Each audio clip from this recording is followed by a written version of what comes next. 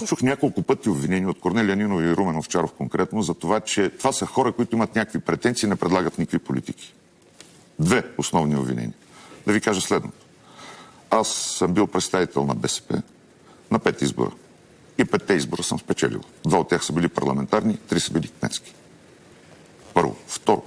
Никога след 2011 година не съм желал да участвам като представител на БСП, в който и да било изборен процес. Демократична България и всякакви присъдружни трябва да спрат да спекулират пред обществото с претенцията си да бъдат единствените създатели на реформи в съдебната система, да твърдят, че са единствените, които искат промяна в съдебната система и единствените, които искат върховенство на закона. Това не е вярно.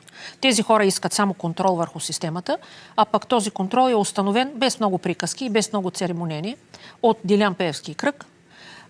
И тези сегашните хора около Христо Иванов не могат да се преборят с това.